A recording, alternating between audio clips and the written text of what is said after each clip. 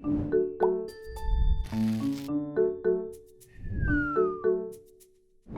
everyone, I'm Skylagh. And I'm Chris, and today's big idea is that Jesus wants us to be all in. Skylagh, have you ever had to be fully invested in something? Actually, I have.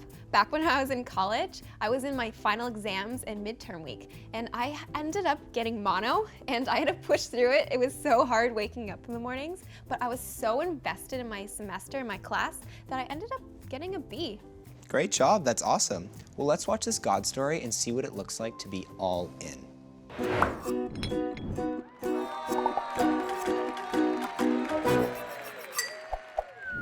What animal needs to wear a wig? A bald eagle. Hi friends, it's Jen, and I'm really excited to be back with you again today. Do you have something that you are really passionate about, something you get really excited for? Because I definitely do. I have this band that I have been a fan of since I was 12 years old, and I love them. I own every CD, I know every word to every song, and I have been to 50 of their concerts. I am a really big fan of this band. I am all in. But you know what? Even though I love this band as much as I do, I love Jesus even more. And today's big idea is that Jesus wants us to be all in. In this series, we're talking about Jesus and his relationship with Peter. Peter is incredibly passionate, a get-up-and-go disciple who sometimes speaks before he thinks. Last time, we got to see Peter come to the realization of who Jesus really is, Messiah and the Son of God. And Jesus responds to Peter by saying he will be the rock on which the church will be built. So today, we're gonna pick up the story in Matthew 16.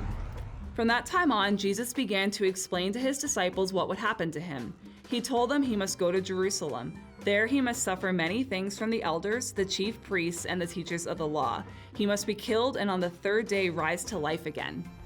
You see, Jesus knew what was going to happen. He knew he was going to suffer and die because he loves people so much. He knew he would die and be raised on the third day, and he wanted his disciples to know that this was going to happen.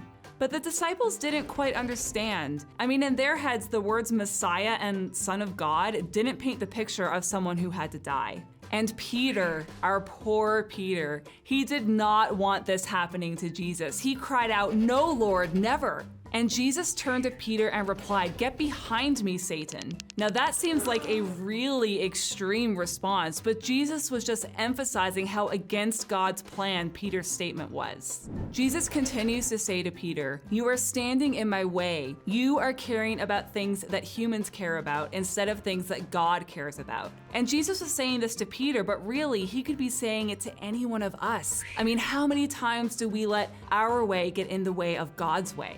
Then Jesus said this to his disciples, "Whoever wants to be my disciple must say no to themselves. They must pick up their cross and follow me. Whoever wants to save their life will lose it, but whoever loses their life for me will find it. What good is it if someone gains the whole world but loses their soul? Or what can anyone trade for their soul? The Son of Man is going to come in his Father's glory. His angels will come with him, and he will reward everyone in keeping with what they have done." Wow, so Jesus said some pretty big things in here. Let's unpack a few of them together. So Jesus started by saying, "Whoever wants to be my disciple must say no to themselves." What does that mean? It kind of just means that we should say no to the selfish things that we want. So then Jesus says that his disciples have to pick up their cross and follow him. Now, does this mean that Jesus wants us to put a cross on our back when we get up tomorrow?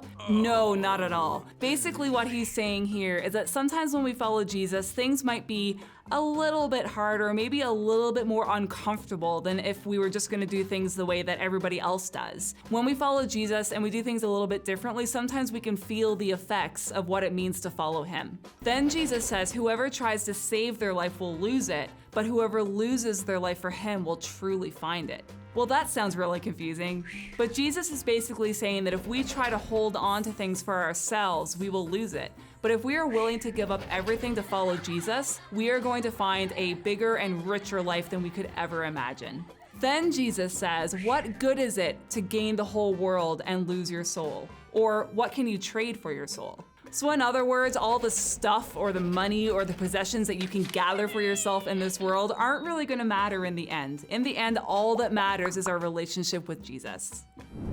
So Jesus concludes by saying that he will return in his Father's glory along with all of the angels, and he will reward everyone for what they have done in the kingdom of God as they follow Jesus. That is a pretty cool ending to the story.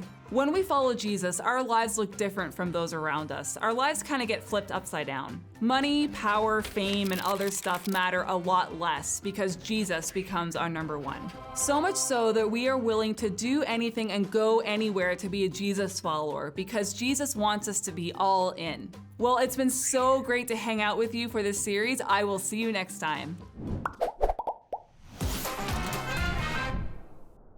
Quickly turn to the person next to you and see if you can answer the following questions before the time runs out. Question time! Sometimes following Jesus is not easy. In fact, Jesus says, "Whoever wants to be my disciple must say no to themselves. They must pick up their and follow me. Luggage, cross, nets, or laundry." Cross. What can we trade for our souls? Nothing. Money, stuff, or good grades? Nothing. What do you think it is like to really be all in for Jesus, to give our whole lives to him?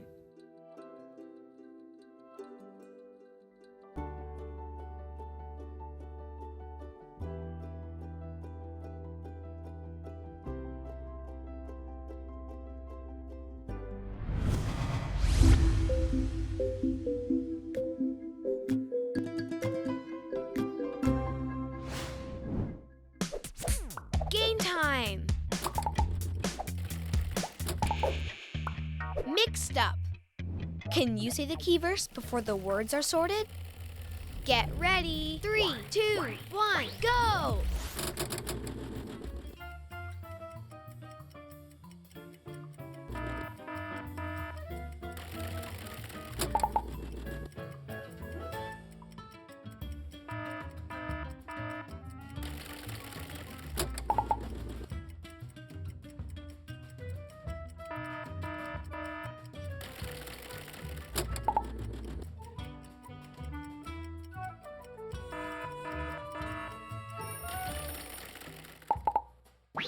Say it with me. Jesus said, "Whoever wants to be my disciple must say no to themselves. They must pick up their cross and follow me." Matthew 16, verse 24. Whoa, when Jesus said to Peter, "Get behind me, Satan," I was thinking, what? But then I got it. Jesus wants us to do things his way because ultimately it is the best way.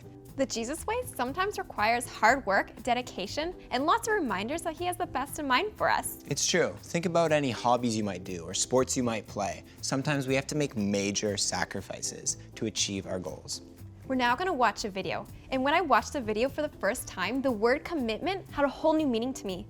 Let's watch these young gymnasts and see how they're all in with what they do. This is my brother and his name is Lucas. I really like gymnastics and I train for 16 hours a week. My name is Rebecca and I like to play games on my mom's phone. I like to eat and I also like gymnastics and I also train 16 hours a week.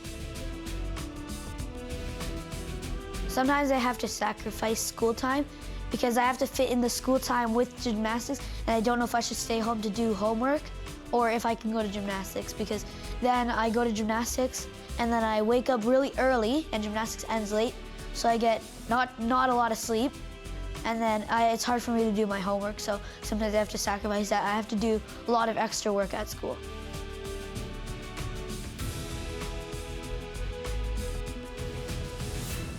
Some moves are really scary because like either you can't see where you're going or it's just like a lot of strength that you need and then you can't do the skill and then it's hard.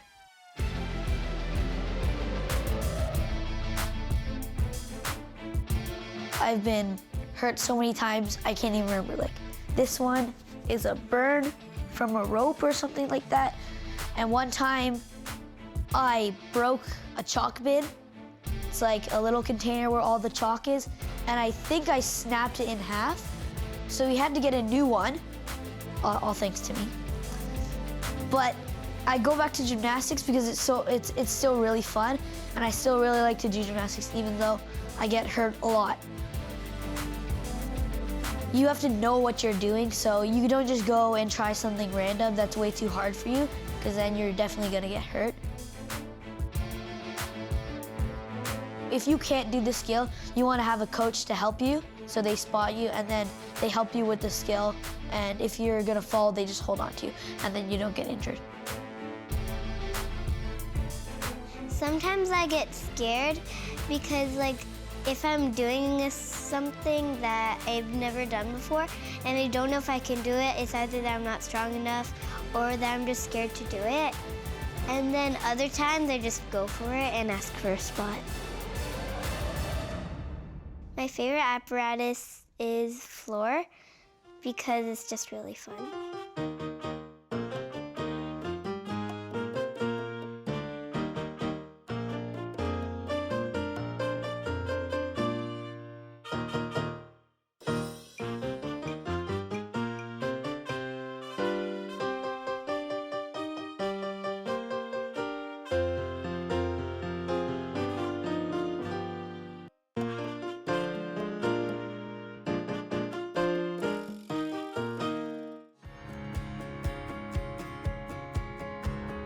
My favorite event is probably floor or pommel horse. I think I'm pretty good at it, which makes it fun. For me, the hardest apparatus is probably beam because you have to land like so many skills on 4 inches wide, and like you have to compete on a high beam or like a beam that's as tall as you. If I fall and I get really injured, like the time I split the beam, it's hard to get back to it because like you don't want to get hurt again and like what ifs start happening in your head. But really, after you do it a lot of times, you're not scared of it anymore.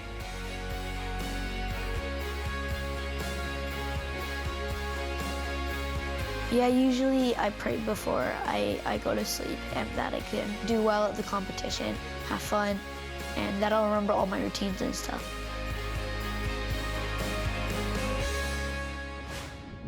I love skateboarding and I can do it all day if I have to. But all that gymnastics looks like some super hard work. That's the thing, it is. But they want to do it so much that they're willing to put in the hard work. And that is the attitude that Jesus wants from us, that we want to follow him so much that we're prepared to be all in. That's it. Well, let's get into our small groups now and see what this looks like in our own stories.